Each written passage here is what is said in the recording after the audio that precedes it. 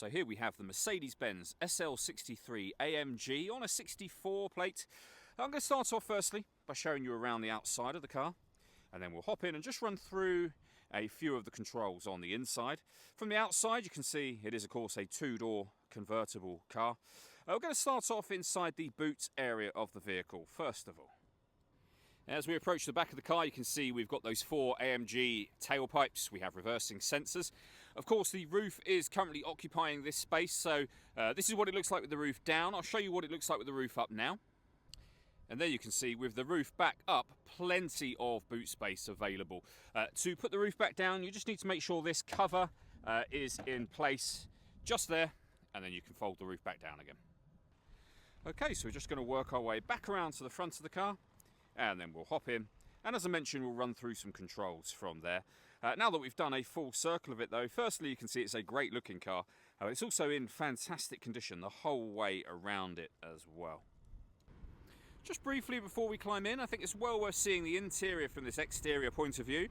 There's plenty to run through on the dashboard, so let's hop in and we'll do that now. Okay, now that we're inside the car, we're going to start with the dials. Over on the left hand side, we have the speedometer and fuel gauge. On the right hand side, the rev counter and coolant temperature gauge, and then in the centre, the total miles for the car. They are 40,150. You can change the information that's displayed there for various different things, including a digital readout for the speedometer. Above that, it will show you what gear this car is in. It's an automatic, so we are, of course, in park at the moment. If we back out to the steering wheel next, over on the left-hand side, we have the buttons I was using just a second ago, and on the right-hand side, our stereo controls. The paddle on the right-hand side to change up a gear manually, and the paddle on the left to change down a gear manually, should you wish to use those. Over into the centre next, we have the main screen, which includes, as you can see, satellite navigation. Now, you can either adjust what's on the screen using the buttons here, or the dial here, and of course a combination of the two. For example, if I press radio, we then have the radio menu up there. We can then use the dial to access DAB, FM, medium wave, shortwave, and long wave radio. If you want to listen to your own music, you can do so via the CD player. No CD inserted at the moment, as you can see. You can also access various other features along the top just here, including your satellite navigation, of course. If we pop the vehicle into reverse, you'll also be able to access your reversing sensors for the car as well.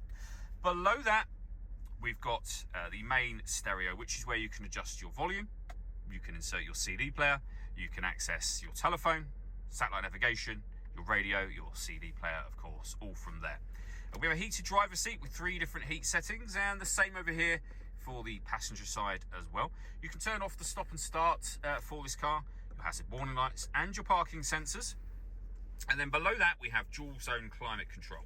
You can adjust the passenger temperature, driver temperature, you can increase and decrease the fan speed, you can determine what direction you'd like the air to be distributed in, and when you're happy with those settings, as your air conditioning on, off again, or hit auto, the car will now take control of the fan speed and direction of the air to maintain these temperatures.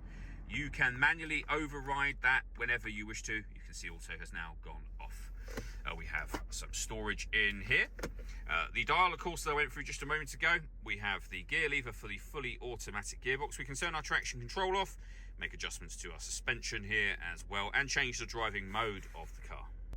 Last thing I want to show you is, of course, the roof opening. So at the moment, you can see it's closed. It is a nice glass roof though, so even with it closed, it lets in a huge amount of light to the car.